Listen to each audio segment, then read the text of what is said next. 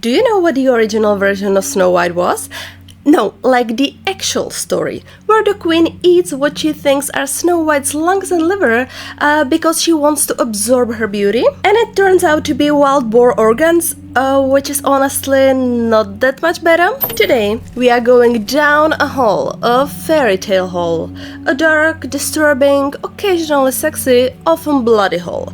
Because the classic European fairy tales you think you know, they used to be unhinged, like legally insane, written by people who had clearly never met a child. Alright, let's begin. And yes, I'm starting with Snow White, because what the hell? So, the original Snow White. In the Grimm version, the evil queen, not a stepmom, her actual mom, biologically, gave birth to her.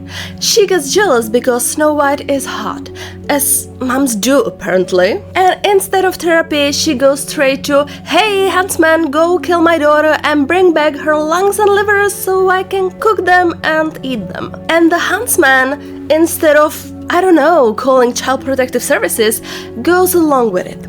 Kind of. He lets Snow White go and brings back animal organs. And the queen eats them, thinking it's her kid. That is a very awkward family dinner. Snow White runs off, ends up with 7 shore guys in the forest, obviously. She cleans their house like unpaid living stuff because she's a woman in a Grimm story. And the queen tries to kill her 3 separate times. Once by strangling her with a corset, then with a poisoned comb, and then with the apple. The apple finally works, so Snow White dies. They put her in a glass coffin like some kind of Princess IKEA display. And then, brace for necrophilia, a prince sees the body is like, mine. Wants to take her home, not alive, just take her for reasons. But one of his servants trips, coffin jerks, and the poisoned bit of apple flies out of her mouth. Boom, she lives. So basically this woman was clinically dead until some guy dropped her. Cut to the wedding. The queen shows up, not knowing Snow White survived. They make her wear red-hot iron shoes and dance until she dies. Not just murdered, tap danced to death. Cool, Cinderella. Another Grimm classic, but in this one, there's no fairy godmother.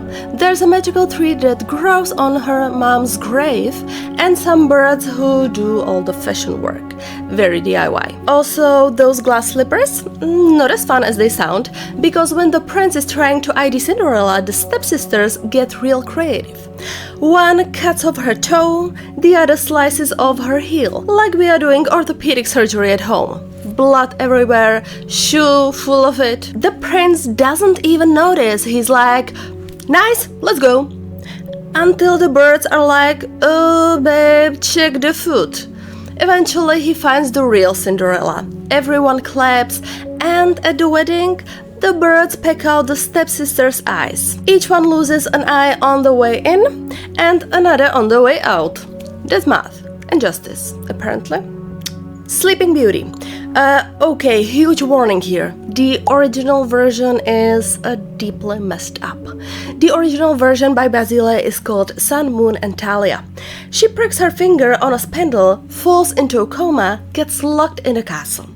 Then, one day, the king walks by, finds her unconscious, and instead of calling a doctor or checking if she's breathing, he does something incredibly disturbing. The story says, and I quote, he gathers the first fruits of love, which is the most medieval way you could possibly say something horrifying. She gives birth to twins while asleep. One of the babies accidentally sucks the splinter from her finger and she wakes up.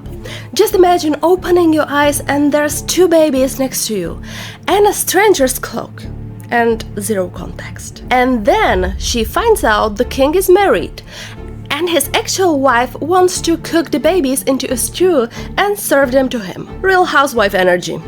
Luckily the cook hides the babies, the king shows up, and instead of sending him to prison, Talia just forgives him? They get married. The wife gets burned alive. We all clap? Little Red Riding Hood. This one used to be like a creepy cautionary tale, before it became a cartoon with singing trees. In early French versions, the wolf kills grandma, cuts her up, puts her in the pantry and invites Red Riding Hood to eat. And she does. She literally eats bits of grandma while chatting with Wolf. Then he tells her to undress and get in bed. And she does that too. At this point, it's not a children's story, it's a silent horror film with bad lighting. In some versions, she gets eaten.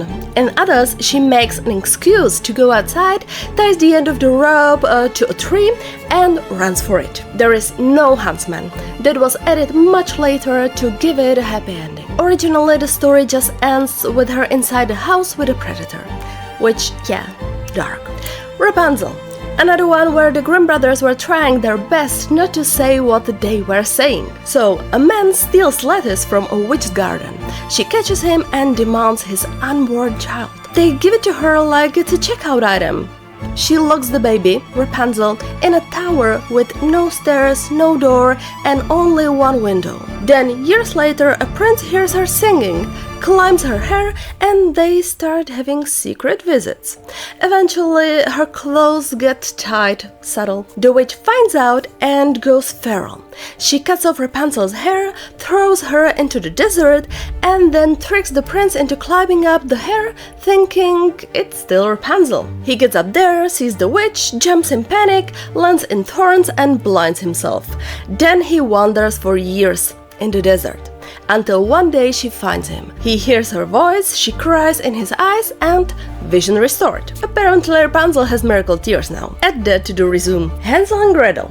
This one has layers, like family trauma, economic despair, cannibalism. So, the parents leave the kids in the forest, intentionally, because they can't afford food. Then the kids find a literal house made of sugar. Do they question that? No. They start eating. Inside lives a witch, who locks them in, and plans to cook and eat them. She fattens Hansel up, makes Gretel clean, and waits. Until Gretel tricks her, pushes her into the oven, and burns her alive.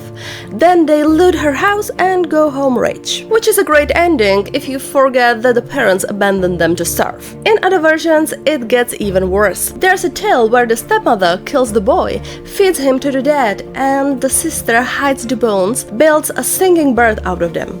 And the bird flies around singing a murder ballad until it drops a millstone on the stepmom. That is not a fairy tale, that is a black metal album. Rumpelstiltskin.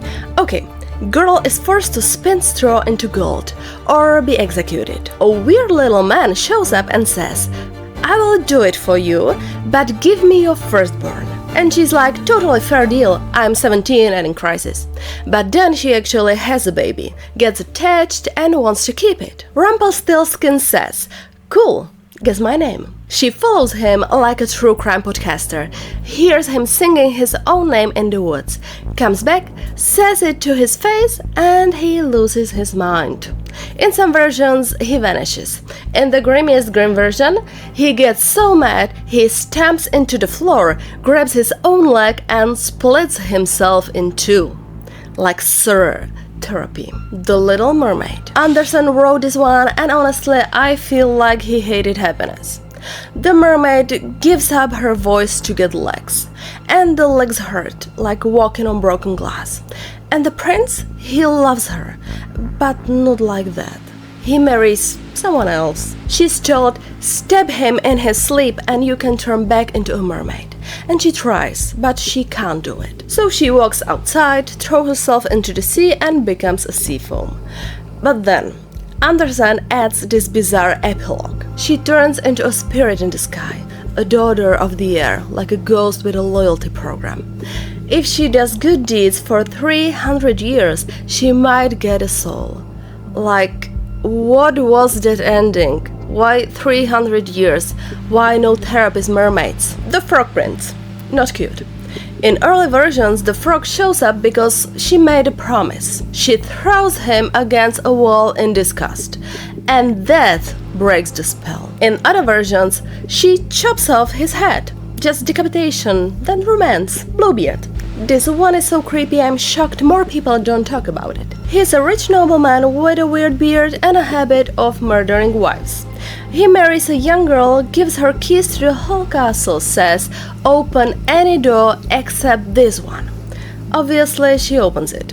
Inside, a murder room. Dead wives, just hanging there, blood everywhere. He finds out, she begs for time, sends for her brothers.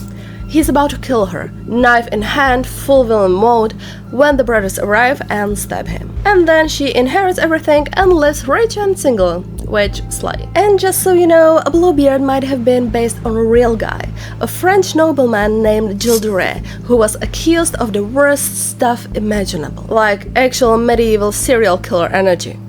So yeah, happy story time. Alright, that was honestly so much darker than I thought when I was start filming this. Which one messed up you the most? Tell me in the comments, and let me know if you want a part 2 with other disturbing legends. Like, subscribe, and never trust a stepmother with a closet full of poison combs. Bye!